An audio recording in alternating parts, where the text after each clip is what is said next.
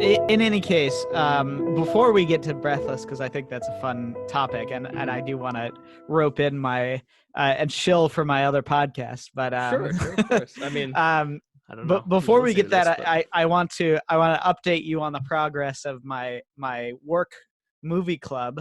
Oh yeah, of course. Which has been pretty fun so far. Yeah, This week we watched Saw and Edward Scissorhands, which is an that's eclectic, sort of a funny double bill. bunch of of movies. I thought both of them were quite good. I've seen both of them, so I've never seen either, actually. So oh, really? Okay. Well, I would actually recommend Saw. It's not as bad as his latest film. No. Aquaman. It's actually much better. It's much better. Okay. Well, everything's much better than Aquaman. Yeah, a lot better, I would say. No, I think Saw is actually a really interesting and pretty unique movie, surprisingly.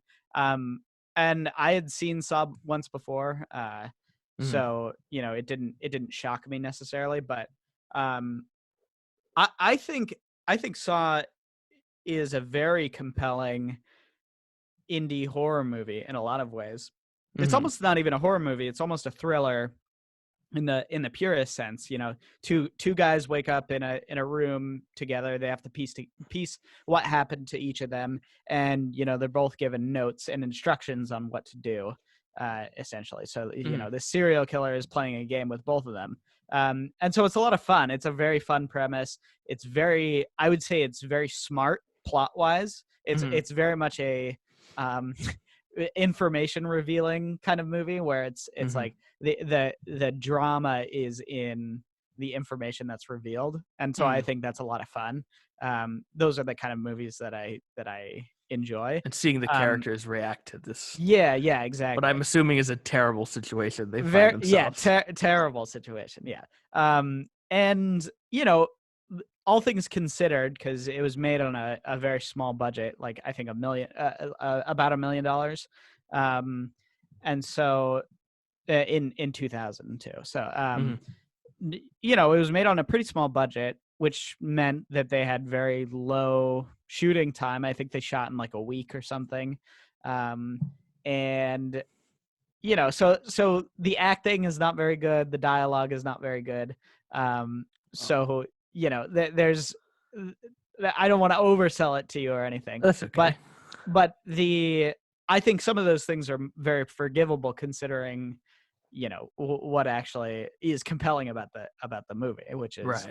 I think not necessarily the story, I guess, because the story, I mean, it's obviously crazy, that it wouldn't happen necessarily like that, but I think the reveal and the sort of tension of the movie is actually pretty compelling. Right. So I would recommend Saw for sure. And Edward Scissorhands, I mean, I'm surprised that you haven't seen it. Are you? I haven't seen any of the early Burton movies. Well, I don't really know because I haven't seen all those early movies other than Batman, which is quite good. I love Batman. Yeah. One of the things about Burton that I kind of dislike is in my mind, he doesn't really focus on characters. He focuses on sort of like his aesthetic and sort of the mood of his movies, which is good in some ways. But I think it's definitely an oversight in this movie. Not that it's bad. I think it's actually a very good movie, and it's a very wholesome movie too. It's very sweet and very endearing in a lot in that one? It's Depp, right? And yes. Winona Ryder. Yeah. Is Diane Wiest in that movie? Yeah, I love Diane. I think Wiest. she's the mom, isn't she? Yeah, she's in all those old like Woody Allen movies, and she was in The Mule. She played Eastwood's wife in The Mule. Let me just pull it up. Hold on.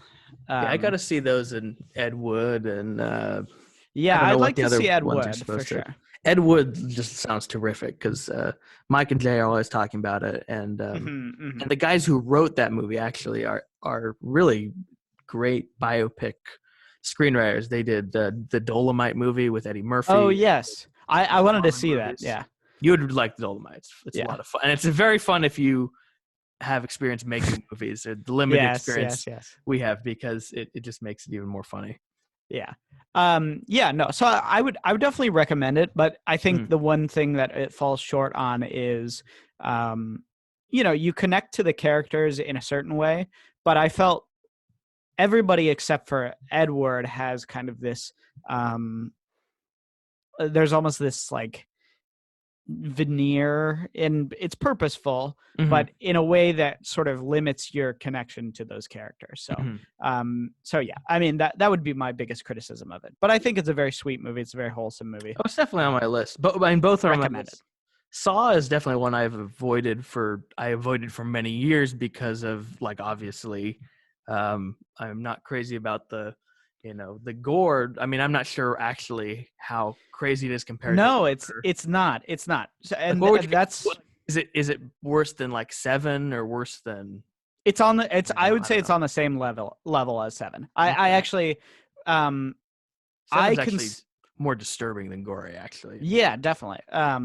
And I would say that this movie is too. I was actually surprised again at sort of the restraint of the movie, and part of it probably was budget. I mean, but it really isn't a. The later movies gave it this sort of reputation of being like, just gore porn, basically. Yeah, like torture porn, geek show, that sort of thing. I always sort of, that idea put me off. But I have to say that, like, man, after watching The Thing last week, I'm ready for anything, because that is one of the most viscerally disturbing, it is very graphic disturbing films I've ever seen. And to me, it's a testament to, the power of the film's storytelling, is that even though it was disturbing, I never felt like it was an exploitation movie, or it never felt like it was just gratuitous for the sake of gratuitous. It was all, he had something he wanted to say with those characters, and he had something he wanted to say with that dynamic between them. I mean, it's so just, I mean, that scene where he's testing the blood. Oh, I love it. One of the most suspenseful scenes I've seen in years. It's just, it's incredible. It's astounding. And a beautiful movie and great score. I mean, really. And also the effects work too. I was just thinking about, because Mike and Jay and Colin were talking about, did a review on The Thing, and they showed clips from the remake of The Thing where they unwisely use CGI effects. Yes. And they use CGI replacing the practical effects they use. Like, the studio mandated they throw out all the work they had done. I mean, it's just ridiculous, and it looks horrible, and it looks disgusting. Like, that's the odd thing about it, is The Thing 82. It is disgusting, but I don't know. It's also beautiful in a way. There's something oddly beautiful about it. Just like, it's like the level of craft and the slightly unreal quality it has, because it's all practical. I don't know. To me, it just makes it creepier. It makes it elevates it rather than takes away from it. It really. I completely agree. We need to get back to The Thing, because it's very. I would say we should talk about it a bit. I would love to do like an actual full episode on it. Sure. And I was also think thinking, it's fantastic, for your show with Isaac, and I'll say the name, Cinema Spectator. I'm not. Is it on the podcast app? Because I can't find it on. It is today. Yeah. So we had some issues on because Apple requires you to be certified. Right. So you have to go through a certification process, and it just took longer than we were expecting. No, that's cool. I mean, I just listened on the Patreon, but I was thinking it would be fun to show Isaac that movie, but then I remembered, is Isaac kind of squeamish about violence in movies? I can't remember if he's the one or if it's. No, your mom is. I know there's my other mom people I know, is, for sure. But no, I would say that's a great one for the podcast. I think I was planning on doing, because October is coming up, so I was planning on doing a whole Halloween feast of Halloween movies. So so I've got some good stuff in store. I hope to scare him and enlighten him in certain ways. So Maybe we should do The Witch. That'd be fun. The Witch would be fun. I've only seen half of it, so I don't know. It'd be fun to do stuff where you haven't seen stuff too. Would Hereditary be a good one to do? Because I think it's. I mean, again, it's like if he's ready for it. I mean, I remember him sounding a little bit. Yeah. In some ways, I think Hereditary is a modern classic. So. Oh yeah, I mean, but it's Hereditary, even though I don't know if you'd say it's as graphic as The Thing, it's certainly more disturbing. Because it's much scarier. The situation is so it's so awful. God. I kind of do want to stick to sort of older horror movies because I think those are the most accessible. No, and you're showing him all the classics too. Yeah, so. And there's something about an old horror movie that kind of like really ropes you in a way that modern ones might like turn you off. They take their time in a way that a lot of modern stuff doesn't. So I do think we should let's save The Thing, that topic, because it is. Yeah, I have so much to say about it. It's such a good movie. So. Yeah, I would love to be on to come on your show and pick something out for you guys, because I love the idea of I don't know if I can swing this, but it delights me, the idea of being able to pick something where both of you hate it and I like it. Then it's like the tables are turned, or even more crazily, if I can find something that me and Isaac like that you don't, which I think might be impossible. Yeah, that would be weird. Yeah, we tend to agree on almost everything. I'm speaking of agreeing. I'm shocked that you had such a turnaround on. No. It's not. I didn't even change my rating of Breathless. I mean, I don't. You missed what I said when you went offline. I said it's a work of staggering incompetence. I mean, it's not a film of high craftsmanship by any means. I just kind of enjoyed aspects of its weirdness. I did feel like I actually was engaged with the characters in a way that was surprising to me, like in the hotel scene or apartment scene, whatever. Like, to me, they actually did have an authentic dynamic, and I actually sort of enjoyed the amusing back and forth of her trying to have a conversation with him and him just trying to have sex with her, and it just goes on forever. Like, that just was kind of funny to me. I mean, there are a lot of things about the movie that were amusing, like I was texting you all the sexist stuff he was saying, which is which is hilarious. Funny. Yeah. But yeah, he's just so, like, I don't know, he's so kind of pathetic, and she's really good in the movie. Like, I actually think Seberg is quite good in the movie. And Belmondo is not really like great, but he really, what I'm not sure about is it's like a chicken or egg thing, where I'm not sure if he's capturing a certain type of guy or he invented a certain type of guy. Because when he puts on that fedora and he puts on that shirt with his bare chest and he's smoking his incredibly fat cigarettes, it's like you're seeing a vision of the worst kind of modern masculinity you could possibly imagine. I mean, it's kind of amazing to see in a movie from 60 years ago. No, yeah, 100%. I completely agree, because what I was shocked at actually this time watching it, coming around to it, was like, I never got the impression, and maybe this is just my own ignorance, not liking the movie, but I never got the impression that he was not a character that you were supposed to root for, if that makes sense. Like he always seemed like he was supposed to be the sort of endearing first man in a way. I don't think so. Well, go ahead. And I never got the impression that he was supposed to be sort of this the pathetic loser that he really is.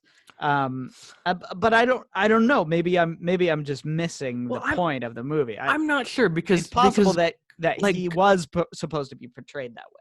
Like, Godard seems like a person who probably was like not so great to women and probably would delight in the idea of killing a cop, but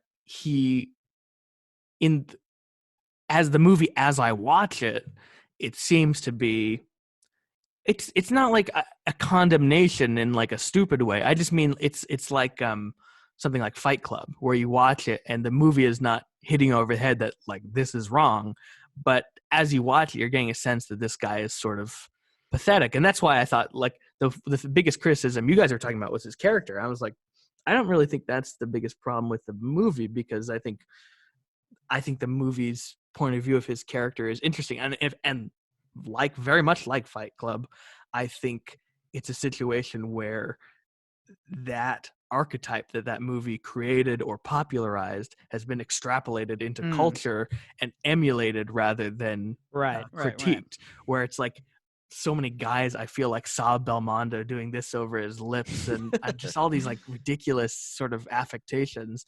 It's possible it's the Jordan Belfort syndrome, right? The Jordan Belfort Wolf of Wall Street too. Yeah, Wolf of Wall Street. You know, where it's like the movie is supposed to be a sort of a criticism of this character, but people considered it to be like it was trying to be cool, you know, and sort of exploiting that vision. But I mean, we know go ahead. Sorry. The thing is, I don't know, because I see this aesthetic being replicated, and it doesn't like, I guess it doesn't give me like I don't get the vision that this was like a self-aware movie at the time. I'm not sure that it was. I can't figure out if it's a self-aware movie either, and largely just because Godard is, I think, just like one of the least self-aware. Exactly, yeah. Or you could say, maybe in some ways you could say overly self-aware, but I would say least like Scorsese and Fincher with those movies we talked about they know exactly what they're saying with those movies, and every scene, every moment of those movies informs what they're talking about, while also understanding the attractions of these ideas that these characters and personalities that these characters have. But with Godard, I just don't know, because he just seems so kind of but at the end of the day, it doesn't really matter, you know, like we've talked about how, you know, whatever director's point of view with their movies is less important than the movie itself. So and at the end, and when I watch this movie, I see it as something that's a little more nuanced, even as I see it as you know, not particularly a well-crafted movie. What was the last thing you were saying? I feel like I had one other thing. What was the thing you said before I started talking?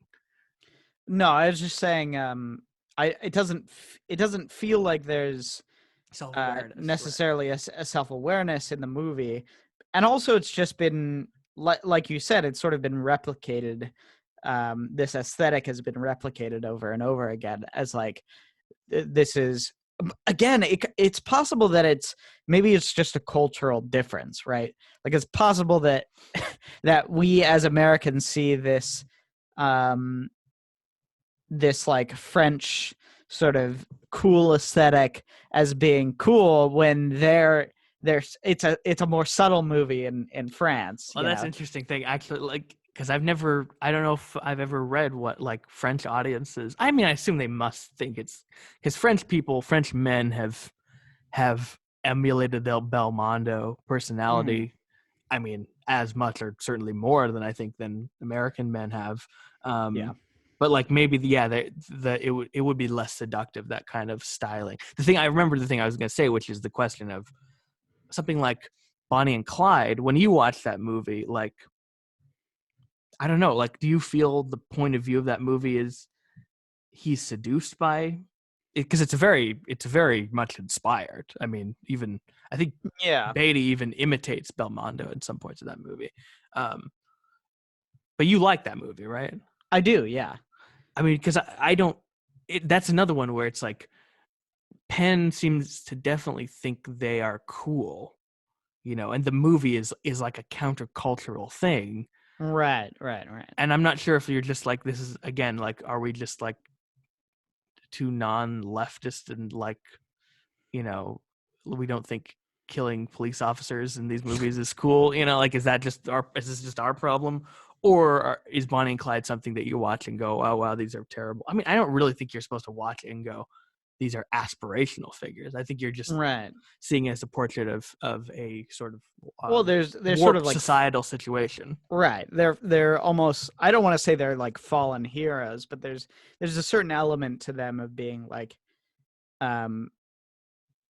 it's like it almost is kind of like Goodfellas when he starts off and he's like the coolest cat in town, and he's going through the backs of clubs and whatnot, and then as the movie progresses, it becomes more and more destructive, and his lifestyle becomes more and more. Yeah, maybe Fight Club and Wolf of Wall Street are not the best analogies, because those characters are pretty like I mean, for me at least, unlikable from the beginning. Yes, but something like Goodfellas and something like Bonnie and Clyde, and really a lot of movies. I mean, even like Parasite is like this. You like the characters and you're rooting for them, even though you're like, I don't really, I don't morally support what they're doing.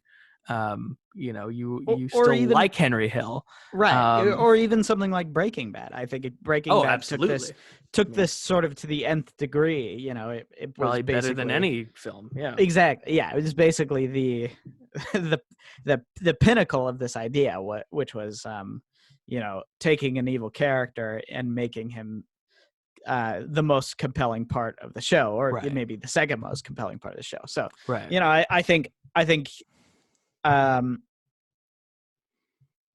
I guess there's certainly room for that. I'm not saying that was the issue of Breathless. That's the thing, is I don't think the issue of Breathless is that he is an unlikable character. It's that it wants you to like him. Or at least I'm assuming that, or there's almost like an assumption that you're trying to like him. But see, I don't know about that, because like the whole thing of showing Bogart and showing that he's like imitating trying Bogart, to imitate someone cool, which is also kind of a funny thing, because having just watched Bogart movies recently, he's not really Bogart. It's funny because he's like so cool in some ways, but on the other hand, he's also like in the Casablanca, he's almost like an emo teenager, like he's just like he's broken up for years over this girl, it's like, gee, get it together, man. And then in A Lonely Place, he is messed up in that movie. I mean, he is not someone who is, you would say, is cool, like Brad Pitt or something in Once Upon a Time in Hollywood, who has scruples, to be sure, but you definitely are like, oh yeah, this guy is cool. But Belmondo is looking at Bogart as this ideal and sort of emulating it, so that shows that Godard has some kind of self-awareness that this is put on, that this is not just like the thing is, I've always considered it a he's extrapolating this to be like, this is French cinema, right? This is French cinema is trying to be Hollywood, and we're not. Oh, right. We're not. We're not that cool. Pre-New Wave French cinema. Yes. But I think that's right. But at the same time, like,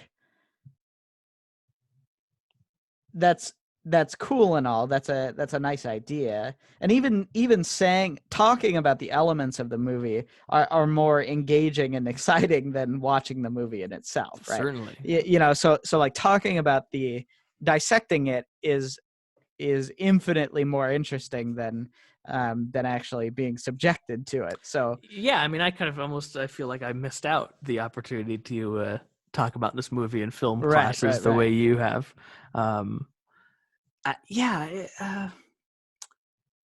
It's for me, the failure of the movie is just he just does not have a clue how to tell a story, and I think he never really got a clue. I mean, I think My Life to Live succeeds on the charm of Anna Karina and just some really nice sequences, and also just in those early movies, and I think in parts of Breathless, to be fair, he understood how to get out of his own way in terms of like trying to say things in his movies. I mean, I haven't gone and actually watched those political movies he made, but anything I read about them or I see clips of them, I looked at some of La Chinoise or Chinoise, Yeah. the one he's making in Godard Mon Amour, and it's just they're like reading like Mao text, just looking at the camera in a red background. I'm like, this wouldn't be good if it was like Martin Luther King speeches. You know what I mean? Like, right. It's not even about the ethics of the ideology. It's just the fact of like,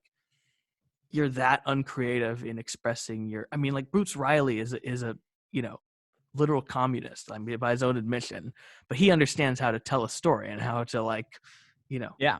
He actually makes a better case for communism by telling a story too than reading text to the screen or just these like. I don't know. I mean, Well, Godard what's funny is even in Sorry to Bother You, I would say that he doesn't go far enough, which is kind of crazy to admit. But no, I mean, like the ending of that movie is so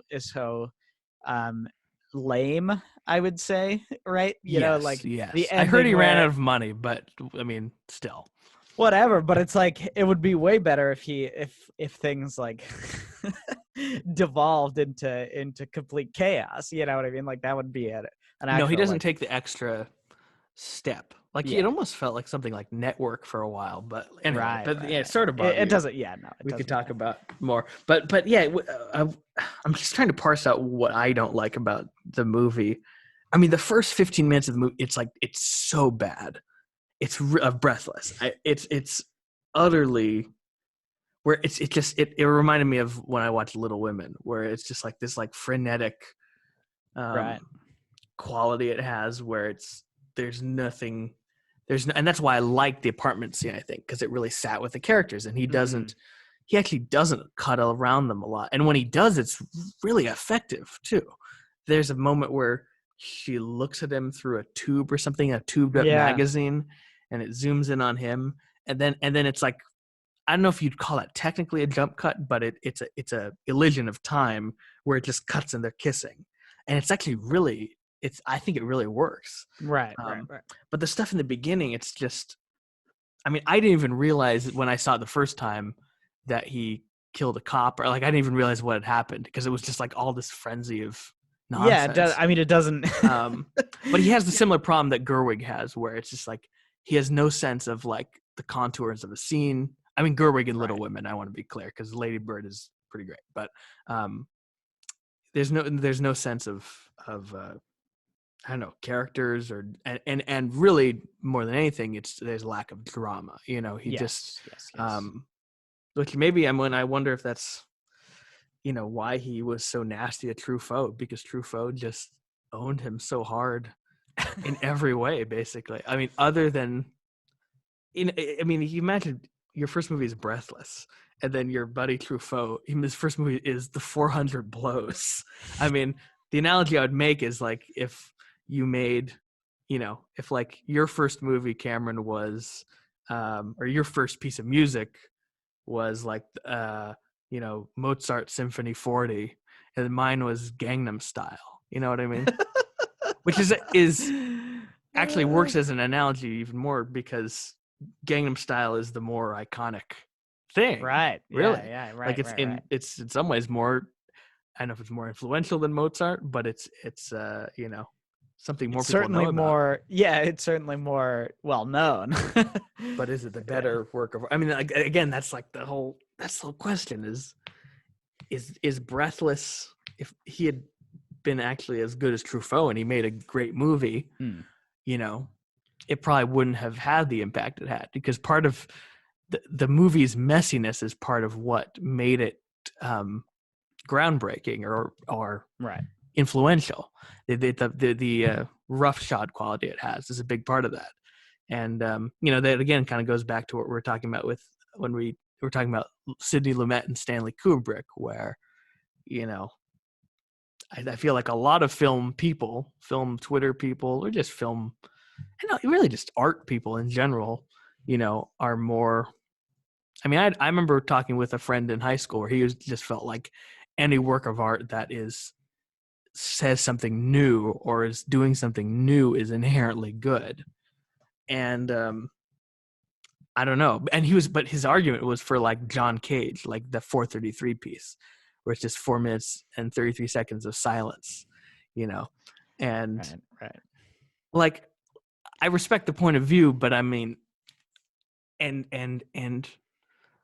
a lot of those, a lot of the films that have had an influence are, I think, as standalone films, not really that worth. I mean, we talked about Birth of a Nation last week. I mean, that's one of the most influential films, but I don't think anyone's going to be saying that's a good film. I mean, maybe even if it wasn't racist, and then you have Truffaut, whose style was also influential, but I don't know. I certainly, as an artist, would rather just be a craftsman who tells compelling stories in a competent way, Yes, but Juzo, that they don't get remembered very often. So yeah, that was the thing. Is Mick had that actually. He talked about someone was posing a question of like, which artist do you prefer, Spielberg or Tarantino? And Mick disagreed with the person's premise because he was saying Tarantino is occasionally great, but has is hit or miss, and Spielberg has a lot of good, is consistently good, but rarely great. Right. Which I don't think really works because I think both of them are pretty consistently great in general. Yeah. But what Mick said is he took Godard versus Chabrol, where he said Chabrol just made a movie every year, and they were just these thrillers, and every one of them was good and entertaining. And then Godard just had this like hot streak, quote unquote, in the 60s, and then just devolved into nothingness. And Mick said, I'd rather be Chabrol. I'd rather, you're as much as you can harp on about the iconic qualities of these works. Part of your career has to be for yourself, your own satisfaction. I mean, I feel like I'd be frustrated if I never made any compelling work of art after the age of 40. Sure. Yeah. I don't know. I haven't seen all the Godard movies from back then, so I can't really judge. I thought it'd be funny to like do a podcast where a spin-off of this show was just called The Complete Godard. Oh God! Every week we watch every including a shorts chronological order. Yeah. Oh Jesus Christ! Because I feel like you deserve some torture after. Wait, you're in Fleet. What I'm doing to poor Isaac. Yes. I just feel for that guy. Well, I'm gonna. The thing is, I think I'm gonna spruce things up. I'll do maybe 2 good movies to every 1 bad movie is kind of my plan. Don't tell him, but okay. It's still a pretty brutal ratio, but okay. Well, I don't want to say bad because I want to say difficult. 2, yes, exactly. 2 fun movies to 1 difficult movie. Right. And I think that's a much better ratio than what I was given in my college career. Sure. I mean, yeah. So I would say there's hope in this, and also like I don't know. I'm trying to keep this as the format as sort of loose as possible. I don't want to theme things too heavily, right? Because when I was going through class, it was like okay, I'm taking a whole semester of either one director or one time period or one movement or whatever, and it's like you get burnout from that. You really do. I'm just looking at the one film class I took at SF State. I'll just show you. Yeah. Can you see? Yep. Oh, those are the classes. Different, movements: German New Wave, French New Wave. Mexican. That's a pretty good list. It's pretty. I mean, I don't like the piano. Sans the piano. But I didn't like all of these, but there's a lot of good ones. I mean, I loved Waltz with Bashir. Waltz with Bashir is great. I fell asleep during that one. I didn't. Oh my goodness! Even though it's great, and I wrote my essay about it. Yeah, but I was more like philosophically I respect, because there's one girl who just said, it was bad because Israel is bad, and I was like, I don't think that really works. Is criticism. It's also it's really not. But then check this out. My film class with Miss Green. Look how hard this class rocks, man. Damn. Okay. Like Yeah. all this noir. Yeah. And like This noir is through sick. time, and then like westerns through time, and then the auteur project where we did, she showed us Hitchcock, and then we did each of our directors, so we did one. That's a fucking awesome list. Like, it really is. Dude, Amanda Green has taste, man. And then Halpern, the last 4 were Halpern's class, which is pretty great in and of itself, just those 4 movies. Yeah.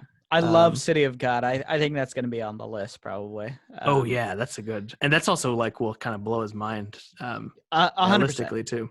I think that movie is another. I didn't make fun of him too hard for it, but he made comments about him having to read subtitles, which I didn't want. I know I didn't want to bring up too early on, but that's a movie that will break you of that. You know what I mean? Something like City of God, something like, I think I would say most of Bong Joon-ho's movies are like this too, that just completely break the illusion of.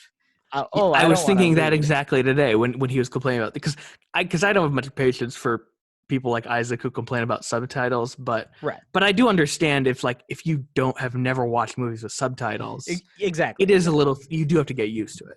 I just watched a movie today, a fantastic movie called A Separation, which is an Iranian movie. This was like on my list. I was gonna watch that last night, actually. Oh, it rocks so hard, man. Yeah. Farhadi is fucking great filmmaker, and he a movie called The Past, too, we watched in mixed class, is great.